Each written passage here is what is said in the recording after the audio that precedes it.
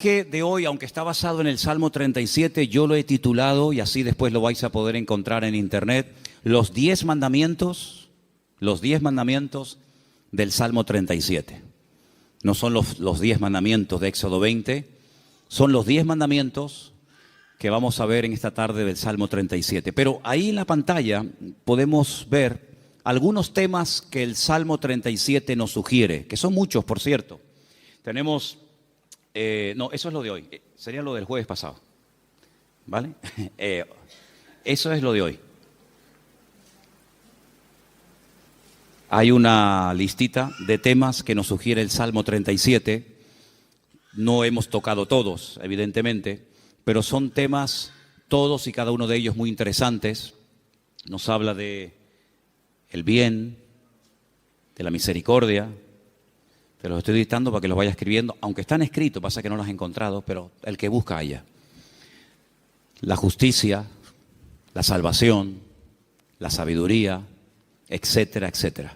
Son muchísimos temas que nos habla el Salmo 37, y eso lo vimos el jueves, para los que estuvisteis aquí y para los que no estuvisteis. También vimos que el Salmo 37 nos da diferentes características de los creyentes. Hay momentos en que los llama santos, los llama íntegros, los llama pacíficos, los llama justos. En fin, hay diferentes características de la gente que ha depositado y ha puesto su confianza en el Señor. También nos habla de diferentes características de la gente mala. De hecho, hay un texto que dice que hay gente mala. Hay gente que está bajo maldición. Hablamos un poquito el jueves. ¿Qué es eso de las maldiciones? ¿Existen? ¿Se pueden quebrar? ¿Se transmiten? De todo eso hablamos un poquito el jueves, porque también el Salmo 37 nos habla de los que están bendecidos. Así que habla de los que están bendecidos y de los que están bajo alguna maldición. Y pusimos el ejemplo de los cananeos, que eran los nietos o eran descendientes de uno de los hijos de Noé, y cómo Noé maldijo a Canaán, no a Can, su hijo, sino a Canaán, y de la cual vienen toda la raza, todas las naciones de los cananeos, todas las tribus, pueblos que estaban allí, y cómo eran personas que tenían unas características típicas de los cananeos. Una promiscuidad sexual terrible, idólatras, agresivos, salvajes realmente, y todo eso nos lo sugiere el Salmo 37. Y el Salmo 37 también nos ayuda a superar ciertas y determinadas actitudes que, si no las cortamos de raíz, se pueden terminar convirtiendo en algo normal en nuestra vida. Por ejemplo, la envidia. La envidia hay que cortarla de raíz. Los celos, la desconfianza. Dice la Biblia que no tenemos que tener envidia, no tenemos que perder los nervios. Después todo eso lo vamos a ver viendo los versículos. Pero el Salmo 37 es un salmo que también nos ayuda a reaccionar ante lo que nosotros podemos considerar una injusticia. Yo pienso que si yo en esta tarde preguntara, ¿cuántos de los que están aquí han sentido que en algún momento se han sentido injustamente tratados? Pienso que a lo mejor todos levantaríamos la mano, ¿sí o no? A veces por un padre, por una madre, por un pastor, por un jefe en el puesto de trabajo. Todos hemos sido de alguna manera, en algún momento, desde nuestro punto de vista, cuidado, injustamente tratados. ¿Y cómo tengo que reaccionar ante la injusticia? Ante lo que yo esperaba recibir y resulta que he recibido, pero todo lo contrario. El Salmo 37 es el antídoto perfecto. Que por cierto no es la queja. La queja es el lenguaje de los cobardes. La queja mata la fe, debilita el alma. Cuando una persona está todo el santo día quejándose, aunque no hables mucho con él o con ella, la forma como habla, la forma como opina, te está descubriendo el bajísimo nivel espiritual de su vida. El Salmo 37 nos habla de diferentes niveles espirituales. Alguno dirá, pero hay niveles. Claro que lo hay. No todo el mundo tiene la misma fe. No todo el mundo tiene el mismo nivel de paciencia o de amor o de conocimiento de la palabra. Siempre habrá alguien que sepa más que nosotros, ¿sí o no? Cuando ustedes van, por ejemplo, a la Biblia, encuentras momentos en los que el Señor se le queda mirando a un hombre y le dice: tú eres un hombre de mucha fe, grande es tu fe. Y hay momentos que se le queda mirando a otro y le dice: hombre de poca fe. Luego, los dos tenían fe, pero este tenía una gran fe y este tenía fe, pero poca.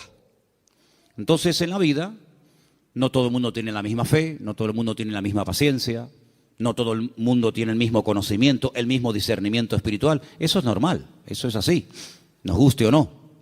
Y el Salmo 37 nos da consejos para alcanzar un nivel óptimo en nuestra relación con Dios y no caer en la desilusión, en la desesperanza, en la tristeza, porque dijimos que la tristeza, estoy preparando un mensaje, ya lo daré en su momento.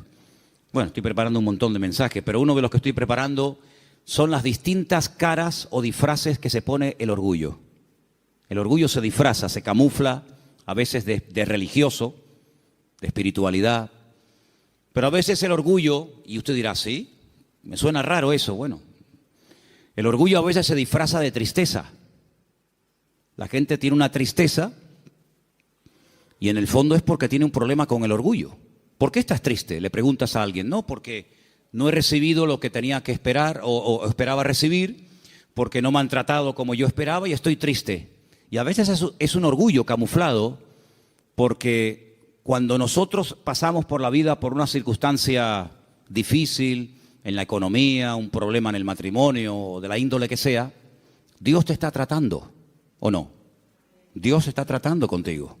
Y hay gente que no le gusta y se rebelan contra la forma como Dios le está tratando. Entonces, sin palabras, le estás diciendo a Dios: yo no merezco este trato, Parece que la tienes tomada conmigo. Es como yo le decía a mis padres: es que los profesores la tienen cogida conmigo. Todos, el de matemática, el de geografía, todos la tenían cogida conmigo. Y siempre la culpa la tiene, si no es el gobierno, es el pastor, si no es el marido, si no es la mujer, si no es Dios, si no es el diablo. Siempre alguien tiene la culpa, menos yo. Y el Salmo 37 es una radiografía de una realidad. La realidad presente. Dijimos el primer día, les recuerdo, que el pasado no existe. Amén. El pasado no existe, no podemos presentarlo, no podemos pesarlo, no podemos medirlo, no podemos tocarlo, no podemos verlo. Es algo abstracto. ¿Dónde está el pasado? Está aquí. Yo lo puedo recordar, hombre, no todo, pero el pasado lo tengo en la cabeza. Y hay personas que viven ancladas en el pasado. O bien porque el pasado fue pésimo y les marcó, o bien porque el pasado, según ellos creen, fue mejor que su presente. Pero ya leímos el otro día un versículo en el libro de Eclesiastés, donde dice que no es sabio y no está bueno decir, no es sabio opinar o decir que los tiempos pasados fueron mejores que estos, sino que cada tiempo tiene su característica, y si tú tienes que mirar a tu pasado para recordar algo bonito, es que tú no tienes presente. Ahora, nosotros no podemos modificar el pasado. Si yo no puedo modificar el lugar donde nací, ni la fecha, ni la hora, yo no puedo modificar el pasado, pero sí puedo echar a perder mi futuro. Dile al que está a tu lado: tu pasado no lo puedes cambiar, pero puedes echar a perder tu futuro. Ay, amigo. Yo no puedo evitar que ayer, o antes de ayer, o hace 10 años, o hace 20 años, me ocurriera aquella cosa que me hizo tanto daño. Ahí está, yo no lo puedo evitar, ya está hecho.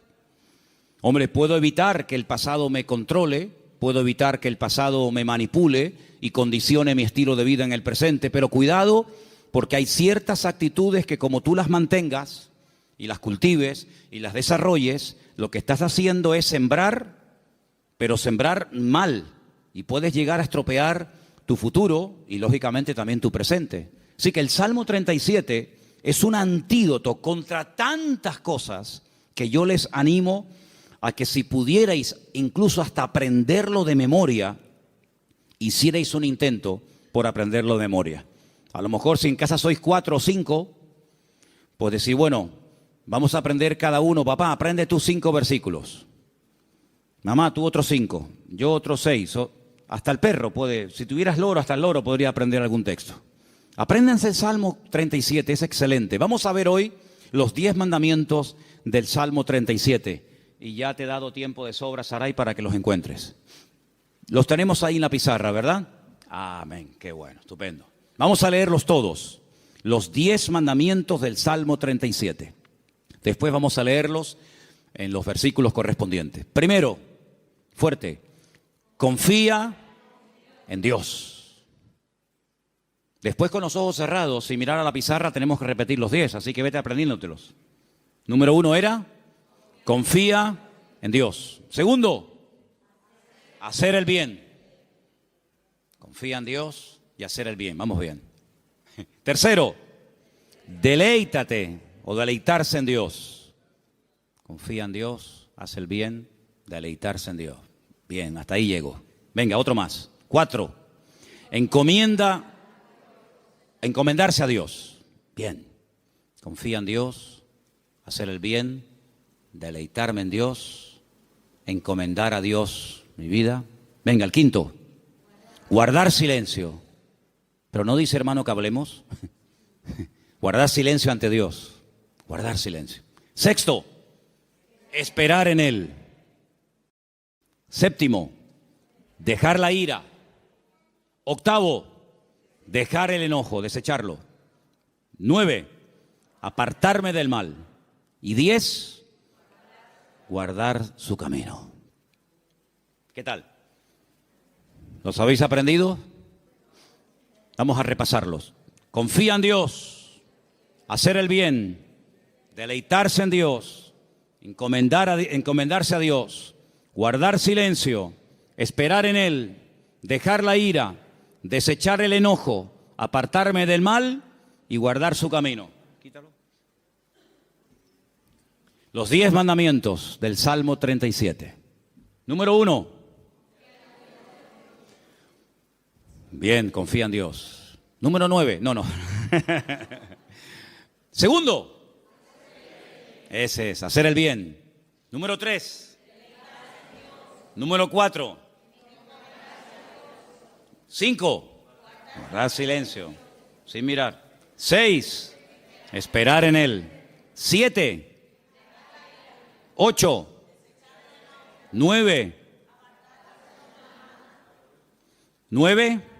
Apartarse del mal. Y 10. Guardar su camino. Versículo 3 del Salmo 37 dice,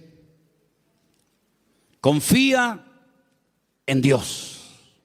Primer mandamiento, confía en Dios. Fiarme de Dios. Depositar toda mi vida en sus manos, sabiendo que no hay vida más segura que cuando yo pongo mi confianza totalmente en el Señor. No digo que pongas parte de tu vida o parte de tu negocio o parte de tu tiempo en las manos del Señor y otra parte, no. 100% tu confianza en Dios. Porque algunos dicen, no, yo confío en Dios. Pero cuando se les abre la cartera y se les cae al suelo tienen la Bonoloto, los ciegos. Hay uno que también es de los discapacitados. Ese, tú lo conoces, ¿no? Ese. ¿Qué más hay? Rasca. No, yo confío en Dios. Ya te veo. Ay, amigo. Pero por la mañana se levantan y leen el horóscopo. Pero claro, depende si compras el día o compras el diario de avisos o compras, depende de qué periódico compres, te dirá una cosa o te dirá otra. ¿Confiamos en Dios 100% o no? ¿Se puede uno fiar de ese Dios? ¿Ha dado pruebas históricas a lo largo del tiempo que se puede uno fiar de Él? ¿Que no te va a fallar? Dice la Biblia, hay centenares de versículos, pero uno de ellos dice, aunque tu padre y tu madre te abandonen, yo nunca te abandonaré. Nunca, jamás. ¿Puede un padre y una madre abandonar a un hijo? Bueno, no será la primera ni la última, lamentablemente. Ha ocurrido. Pero Dios jamás te abandonará. Nunca. Nunca te abandonará. Tú a Él sí, puede ser, pero Él a ti jamás. Dice que nos agarra, nos toma de la mano derecha y nos dice, no temas, yo estoy contigo, yo te ayudo. Por lo tanto, Él ha dado millones de demostraciones a lo largo del tiempo, no solamente a otros pueblos y a otras naciones y a otras iglesias y a otros hermanos, sino a nosotros mismos, de que podemos confiar 100% en nuestro Dios. Y cuando mi vida está 100% en sus manos, el temor no tiene cabida. La inseguridad, la queja, la desconfianza, porque yo me fío de que al haber depositado mi vida en sus manos, Él me va a pastorear, y Él me va a guiar y Él me va a ayudar en todo momento, lugar y circunstancia. Y si Él permite que yo pase por una situación, digamos, difícil, por una situación que me hace sufrir o llorar, por algo será, aunque no lo entienda. Pero yo he dicho muchas veces que el Señor no nos ha llamado a entenderlo siempre todo, pero a obedecer y a fiarnos de Dios siempre. ¿Cuántos dicen amén? Por lo tanto, el primer mandamiento es lo que va a marcar la diferencia entre una vida y otra. Una confianza total en Dios. Sé que mi Dios me va a cuidar, me va a proteger. Y hay un salmo que dice, y aún más allá de la muerte, el Señor me guiará. Porque mi vida ha sido comprada con su sangre. Y para Él soy su hijo. Y el Señor nunca, jamás abandonará a sus hijos. Pero en el mismo versículo 3... donde hemos leído, confía en el Señor, dice, haz el bien. Es decir, como dijimos el otro día, no estés de brazos cruzados, mantén una vida activa en el Señor. No, yo confío en Dios. Sí, pero tú ni oras, ni te congregas, ni lees la Biblia, ni estudias la palabra, ni te involucras. Sí, confías en Dios, pero es una vida light. Es una vida sin compromiso. Es una vida donde, venga, hoy quiero orar, pues oro 3 horas. Mañana no quiero orar, pues no oro. No.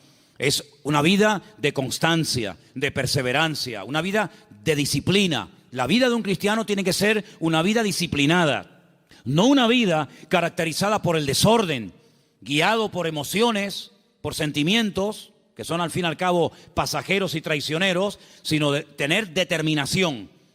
Yo quiero agradar al Señor y yo me voy a esforzar en hacer lo que la Biblia me pide y me dice el Señor que debo hacer. Porque no solamente, lo dije el otro día, espero que lo recordéis, que la vida cristiana, la vida de un cristiano, digamos, normal, no solamente consiste en dejar, me faltaría más, dejar de hacer ciertas cosas, sino hacer otras. Y la vida de muchos creyentes es que no hacen nada malo, aparentemente, pero tampoco hace nada bueno. Y por ahí leímos la semana pasada un texto de Santiago donde dice el texto, el que sabe hacer lo bueno y no lo está haciendo, está pecando. ¿Cuántas personas están pecando sin querer? ¿Cuántas personas saben que hay que hacer algo, pero no lo hacen? Por lo tanto, no te jactes ni presumas de que ya no hago cosas malas, porque el que sabe hacer lo bueno y no lo está haciendo, está pecando no por acción, sino por omisión. Está olvidando que tiene una responsabilidad delante del Señor de hacer, de actuar, de vivir en consecuencia la fe que dice que tiene en el Señor. Y en ese hacer, en esa confianza que he depositado en Dios, comienzo a disfrutar de mi relación con Dios, a deleitarme en Dios. Comienzo a tener placer de ser cristiano. Ser creyente no es una desgracia, hermanos. No es una pesada cruz que me martiriza, donde no disfruto de nada, sino yo creo que es más bien todo lo contrario. El creyente tiene que aprender a disfrutar de lo que tiene ya, ahora. ¿Cuántos dicen amén? Y dice, bueno, pero ¿qué tengo? ¿Cómo que qué tienes? ¿Qué tienes? Pues lo primero que tienes que darle gracias a Dios es por la vida que tienes. ¿Te parece poco? Y por la ropa que llevas puesta. Y por los zapatos que llevas. Porque hay millones de personas que jamás en la vida se han puesto zapatos. Y por la comida que has comido. Y por la casa que tienes. Y por el coche que tienes. Y si no tienes coche, por lo menos pudiste venir en la guagua. Fíjate que es bueno Dios que el hombre ha inventado un sistema para transportar a la gente de un lugar a otro. Y mira tú por dónde tú puedes disfrutar de él. Gloria a Dios. Tienes una iglesia donde poder congregarte. Si tienes hijos, si vienen a la iglesia, ahora mismo están siendo atendidos por hermanas que se están perdiendo el culto para que tú estés aquí oyendo la palabra y los niños están siendo atendidos. Gloria a Dios por ello. Gracias al Señor por el lugar donde vivimos. No tenemos que vivir con miedo, con una inseguridad. Algunos que han venido de otras naciones, ¿qué les voy yo a decir a ustedes? Donde me dicen, no, que va allí, donde yo a las 5 de la tarde todo el mundo como los topos bajo tierra, todo cerrado, con rejas, con ventanas, con persianas. Uy, por la calle no puedes ir porque va todo el mundo armado y te quitan el reloj y te quitan esto. Aquí a mí nunca me han quitado nada y tengo 55 años, a mí nunca me han robado. A mí nunca me han robado. Cuidado, a ver si ahora me va a pasar que me roben, pero bueno, no pasa nada. Si me roban, ¿sabes por qué me han robado? Porque algo me sobra, porque no se le puede robar al que no tiene nada. Luego, si te roban algo es porque tienes algo. Ya es un motivo para dar gracias a Dios. Por lo tanto, hermanos, deleitarnos de lo que tenemos. Hay gente que siempre tiene o la pena de lo que perdieron, que tenían y perdieron, o están soñando siempre en algo que quieren tener, que a lo mejor nunca lo tienen, y en vez de disfrutar de lo que tienen ahora, viven o en el pasado o en el futuro, en tierra de nadie. Cuando lo que tienes que disfrutar es de ahora. Dale gracias a Dios por la silla en la que estás sentado. Y si no hacemos un día una prueba, quitamos todas las sillas y los bancos de la iglesia. Y os quedáis como yo mientras yo predico de pie. Y tenéis que estar todo el tiempo en la alabanza de pie, todo el culto de pie. Baños, los vamos a cerrar, no hay baños. Luz, cortamos la luz. Entonces vamos a comenzar a valorar que tenemos un local con luz, con aire acondicionado, con micrófono, con una silla. Gloria al Señor. No hay millones de motivos para darle gracias al Señor, hermanos. Hay cambios y hay milagros que solamente vendrán a nuestras vidas cuando comencemos a dar gracias al Señor por lo que tenemos. ¿Para qué quieres más? ¿Para qué quieres más? Si con lo poco que tienes, según tú, te quejas, si tienes más, te vas a quejar más. Entonces Dios a veces a alguna gente no le da más porque entonces estarían quejándose más tiempo todavía. Dice la Biblia que un día los discípulos llegaron al Señor y le dijeron, Señor, la gente tiene hambre, viven lejos, el lugar en el que estamos es desierto, no hay comida y ni siquiera tenemos dinero para dar de comer a semejante multitud. Diles que se vayan. Y el Señor le dice, ¿y por qué? Dadles vosotros de comer. Aprender a enfrentar nuevos desafíos. ¿Saben, hermanos? Una congregación, un creyente que no tiene desafíos delante es un creyente que termina con el paso del tiempo estancándose. ¿Por qué les he comentado ahora de hacer una tronja, de ampliar el salón, de poner arriba un balcón, de hacer más? Pues tenemos que tener desafíos delante de nosotros. Si no nos acomodamos, nos hacemos señoritos. Bueno, estamos bien como estamos. Como decía la antigua canción, somos un pequeño pueblo muy feliz. No, hay que esforzarnos y hay que trabajar y hay que sudar. Y cuando yo empiece a notar, yo les hablo de Manolo Sierra, cuando yo empiece a notar que me estoy acomodando, digo, hermano, mi tiempo aquí se terminó. Yo no quiero estar más aquí, yo me tengo que ir a un sitio de pionero a empezar de cero. Hermanos, no podemos darle lugar a la rutina en nuestra vida, a la monotonía. Tienen que haber desafíos. Hay congregaciones que viven de las glorias del pasado, iglesias que ya lo tienen todo. Y te das cuenta que les hace falta todavía tantas cosas como la iglesia de la Odisea. Nos hemos enriquecido, no nos hace falta de nada. Y el Señor estaba en la puerta de la iglesia llamando. Dice, si alguno oye mi voz, entraré a él, cenaré con él y él conmigo. Habían perdido lo más grandioso y hermoso que puede tener una congregación, que es la presencia del Señor. La habían perdido y ni siquiera se habían dado cuenta. ¿Cuántas cosas hay por ahí así que nos dejan con la boca abierta? Por lo tanto, hermano, vamos a deleitarnos en el Señor. Vamos a disfrutar de la vida. ¿No dice la Biblia, deleítate con la mujer de tu juventud? ¿No dice eso la Biblia? En la mía sí. Algunos me miran como diciendo, pero eso dice la Biblia. Uy, más todavía. Con la mujer de tu juventud, que sus caricias te satisfagan en todo tiempo. Así que ya saben, yo me deleito, pero tú me haces caricias. Eso dice la Biblia, deleítate con sus caricias. Gloria a Dios. Dale gracias a Dios por tus hijos. ¿Cuándo fue la última vez que dijiste, te doy gracias por mi hijo? Pero es que ella tiene 80 años, no importa. Otros lo perdieron cuando tenía 20.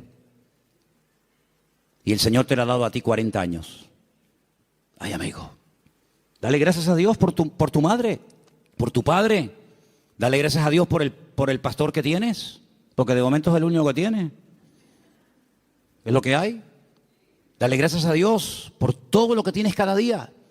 Y cada vez que comas, di, Señor, hoy han muerto 17,000 personas de hambre en el mundo y yo no seré una de ellas. Yo ahora tengo algo para llevarme a la boca. Gloria a Dios. Comenzar a regocijarnos en el Señor. Hermanos, que la gente diga, pero ¿qué tiene esa gente que no se quejan? ¿Qué tenemos? El Dios más grande y más maravilloso que jamás se pueden encontrar por la vida. ¿Cuántos dicen amén? Eso es lo que tenemos. ¡Aleluya! Gloria a Dios. Amén. Pero el quinto mandamiento, el primero era confía en Dios, el segundo era hacer el bien, el tercero era deleitarme en Dios, el cuarto era encomendar a Dios, poner todo, mi vida, mis negocios, mi futuro, mis planes, todo en las manos del Señor. Pero el quinto es muy bueno. ¿Cuál era? Guarda silencio. Ay, amigo. Ay, amigo. Yo ya les conté una vez, yo sé que ya se lo conté. Algunos dirán, eso ya lo contaste, sí, pero te lo voy a contar otra vez. En la antigua Grecia se le daba mucha importancia a la oratoria, a hablar en público. De hecho, había escuelas muy famosas que hasta el día de hoy, en marketing y en muchas escuelas, se emplean las técnicas de aquella época, donde los griegos le daban mucha importancia al hablar en público, a perder el miedo escénico, etc.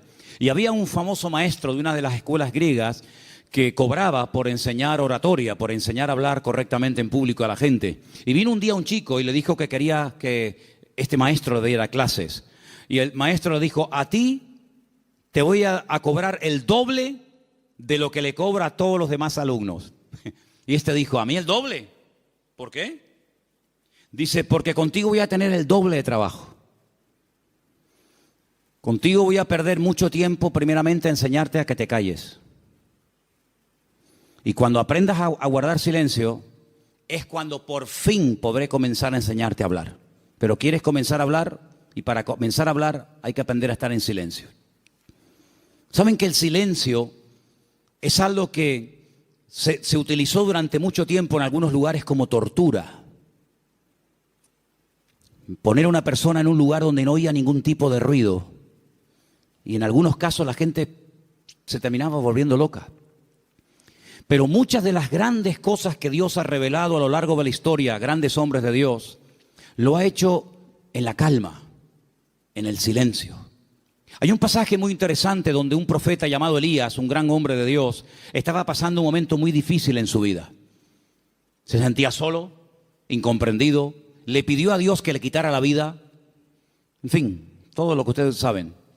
Y hay un momento en el que él sale de la cueva y dice que se produce un terremoto tremendo en la puerta de la cueva, y él ve que ese terremoto es tan tremendo, tan destructivo, que las rocas se partían. Y había un viento huracanado tremendo y todos los árboles caían. Pero dice, pero Dios no estaba en todo aquello. Él estaba acostumbrado a moverse en el barullo, en el ruido, en el follón, en lo espectacular. Y dice que al final de todo sopló un silbo, un viento suave, una cosa muy suave, muy delicada. Y dice, y el Señor estaba en aquel silbo apacible. Hay creyentes que están todo el día hablando y hablando y hablando y hablando, y muy pocas veces oyen o tienen tiempo para oír la voz de Dios. Búscate un lugar tranquilo, donde tú puedas estar tranquilo, sin televisión, sin internet, sin niños, sin el perro, sin el gato, sin fulano y mengano, donde puedas estar tranquilo, tranquila, pensando en lo que está pasando en tu vida, aprendiendo a interpretar las circunstancias que te rodean. Si algo bueno tiene el silencio, es que tiene una parte terapéutica, ayuda al hombre a meditar y a reflexionar.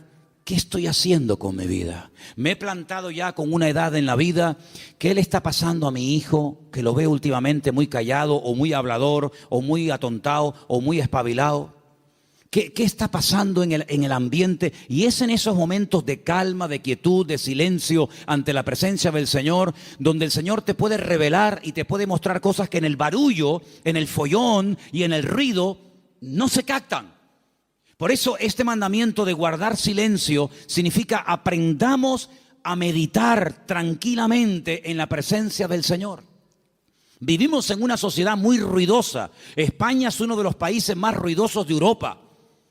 Sales por las calles y desde que te levantas por la mañana, prácticamente hasta que te acuestas, hay ruido constantemente. Y por la noche ni te cuento. En la quietud de la noche es cuando vienen a recoger los camiones la basura. ¿Sí o no? No pasa por tu barrio, estás tranquilo en tu casa y de repente ¡bim, bam, pim, pum, pam, pam! Y dices, Dios, ¿pero qué pasó? Sale el camión de la basura.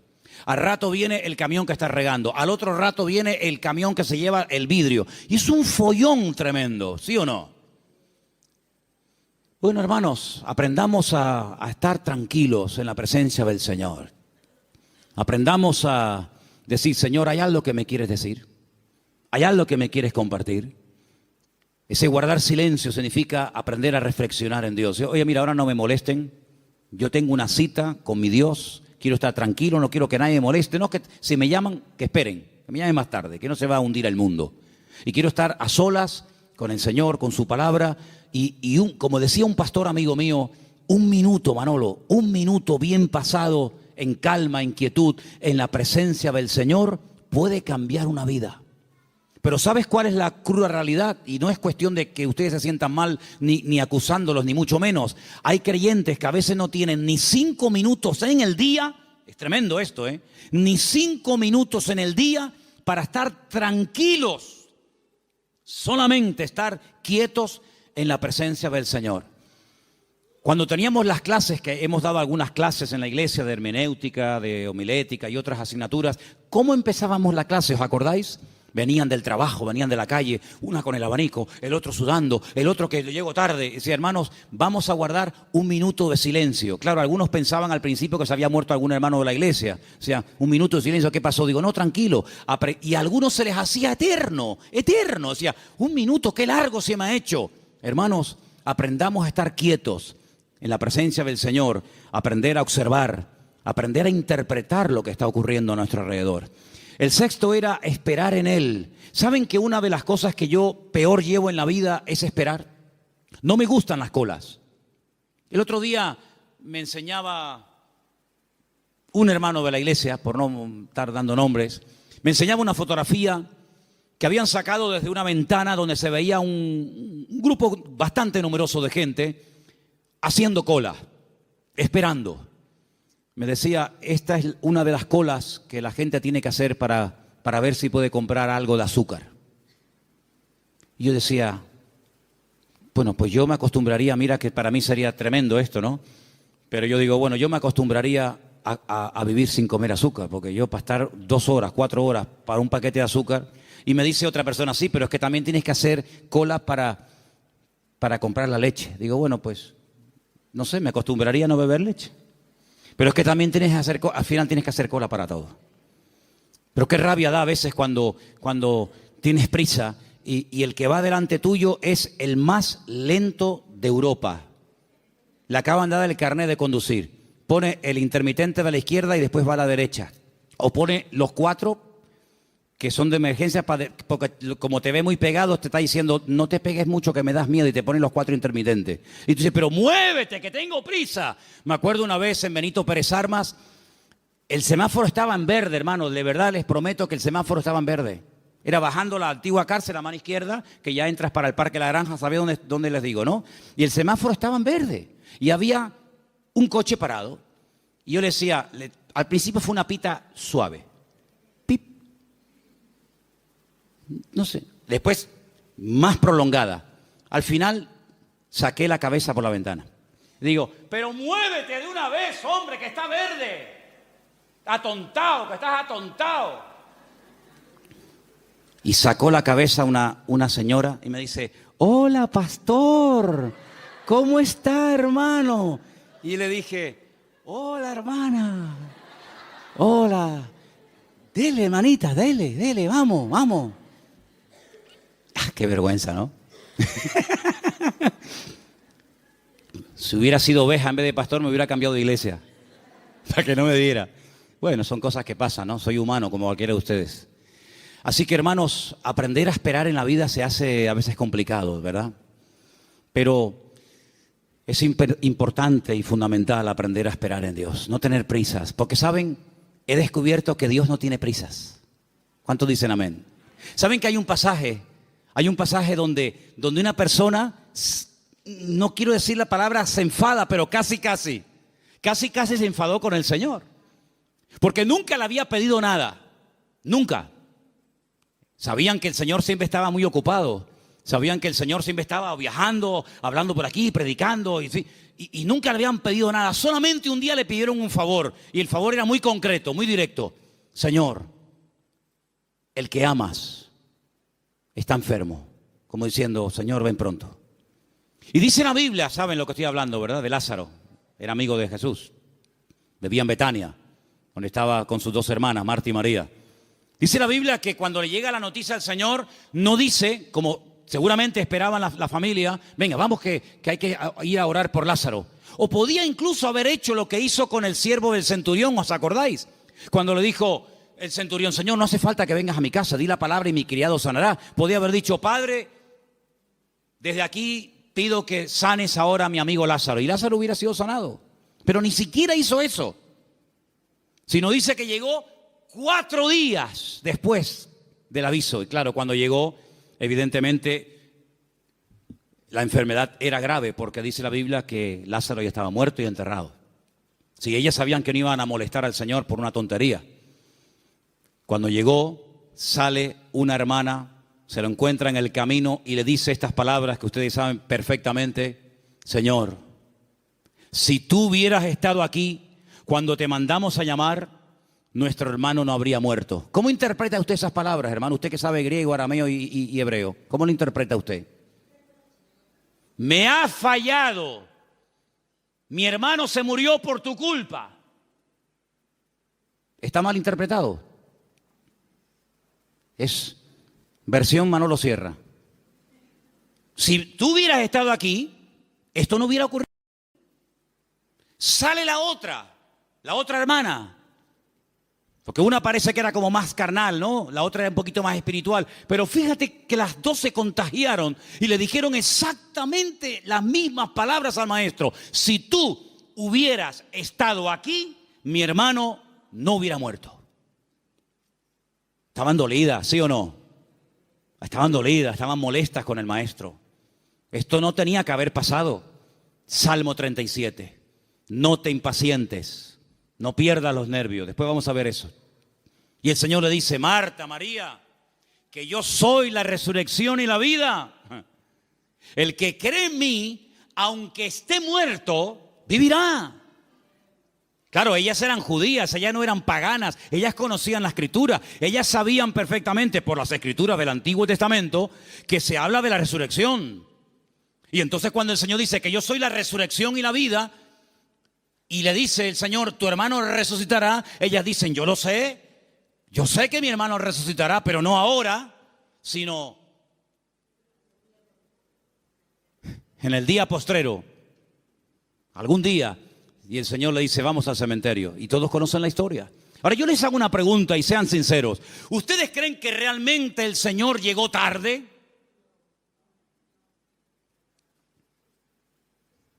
El Señor nunca llega tarde a ninguna casa, a ninguna familia.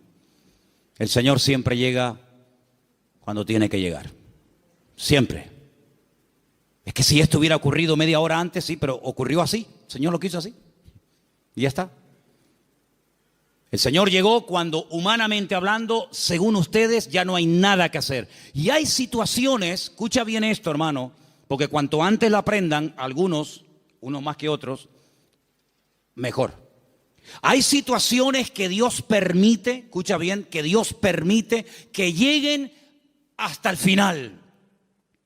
Cuando ya, humanamente hablando, no hay ninguna posibilidad de cambio. Y el Señor lo permite. Hay otras que no. Hay otras que dicen, no, vamos a hacer esto ahora. Pero hay otras que dicen, tranquilo, lo va a hacer, pero no ahora.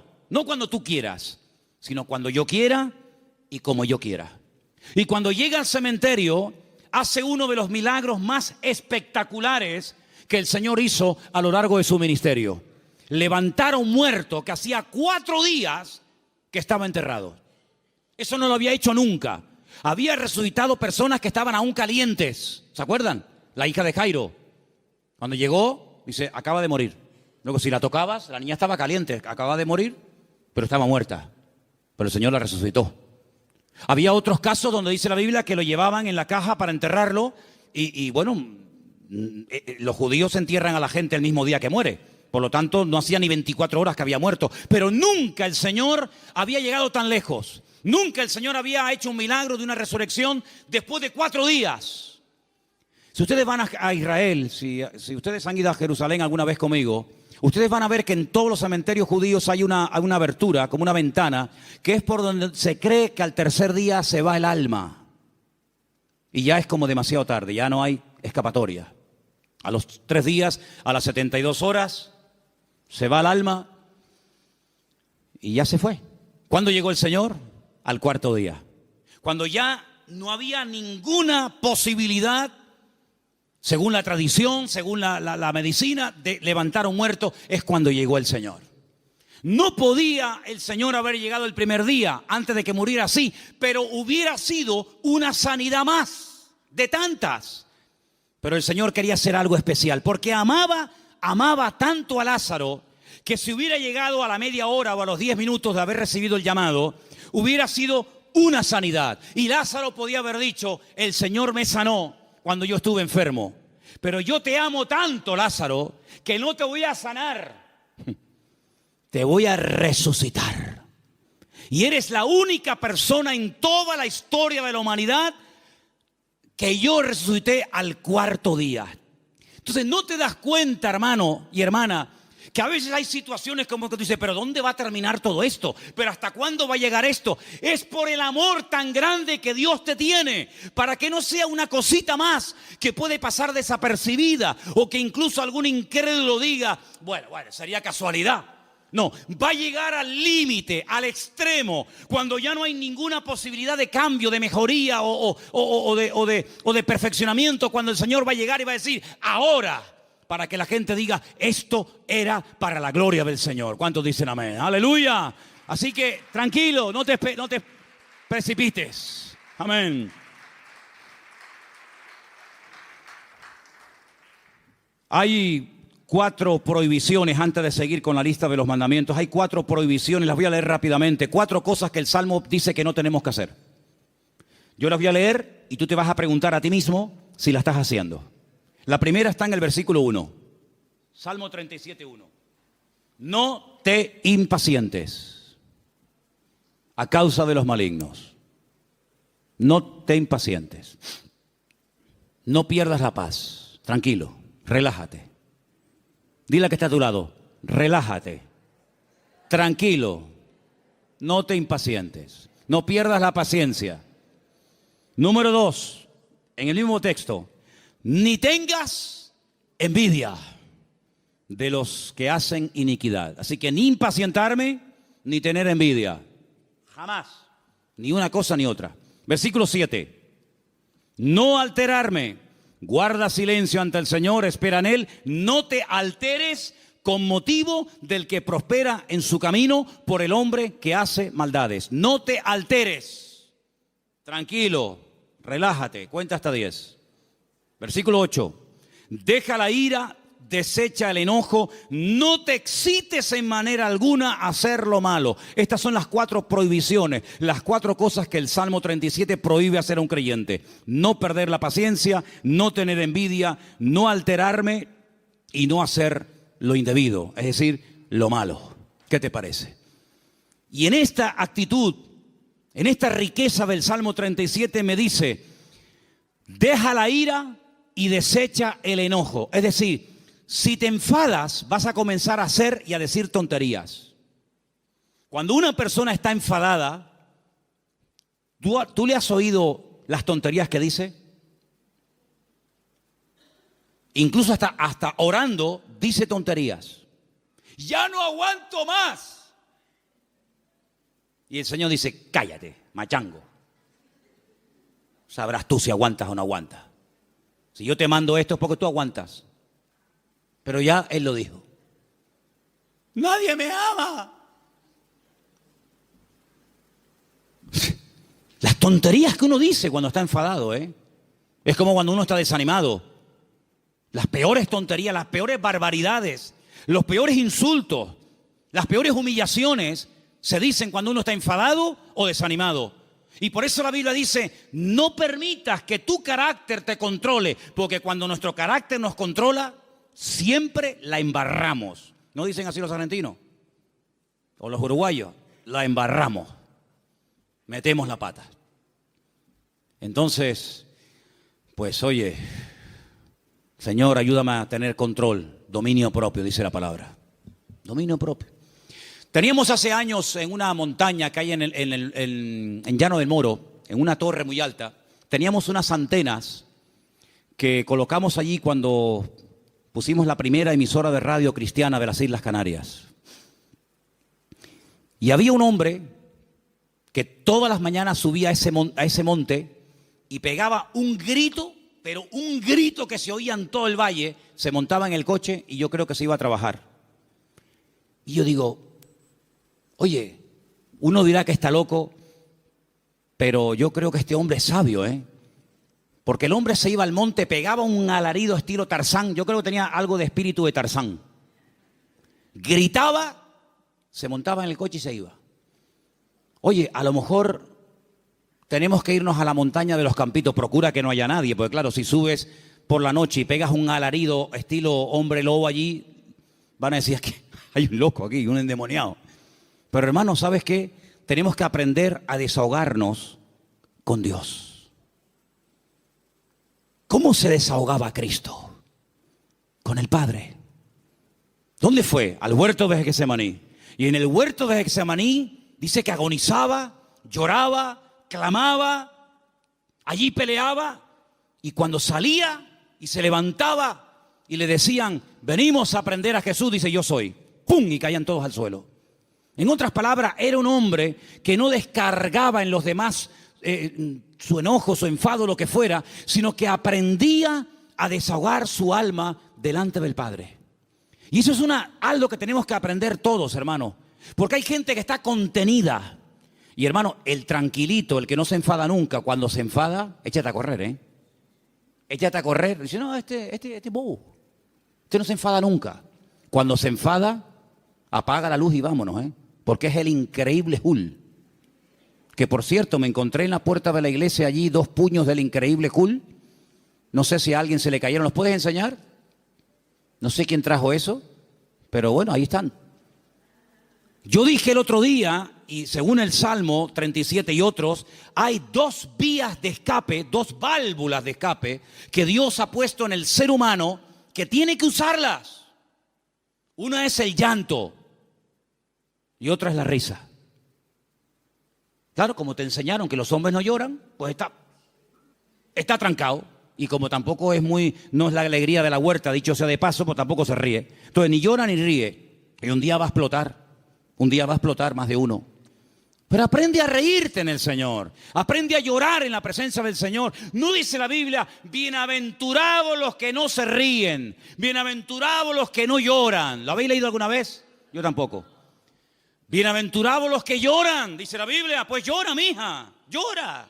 Llora delante del Señor. Llora, hermano y hermana, delante del Señor. Señor, lloro de esto, lloro por aquello, lloro por tal, lloro por cual. Y te aseguro que tu alma se va a descargar, se va a desahogar. Y cuando salga, vas a salir con las fuerzas renovadas. Vas a salir levantado por el Señor. Vas a salir bendecido. Pero no vivas una vida hermética, trancada, porque ni Cristo vivió así. Él dice la Biblia que se quebrantó y lloró y sudó grandes gotas de sangre. Y se desahogó delante del Padre.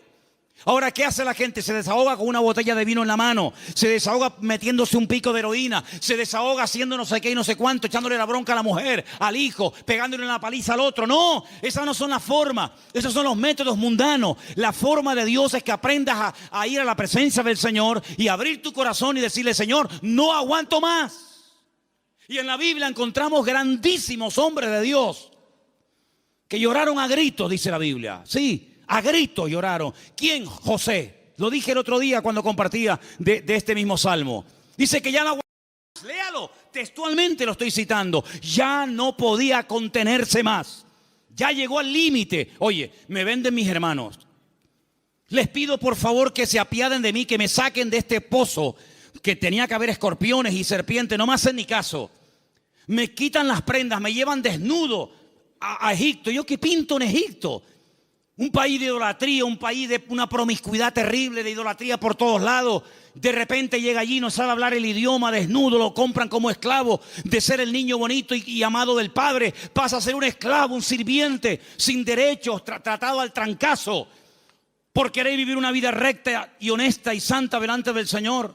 Lo acusan de algo que él nunca había hecho. ¡Pum! A la cárcel. Sin comérselo ni bebérselo, ahora en la cárcel. Allí con delincuentes, con asesinos, con violadores, con lo peor.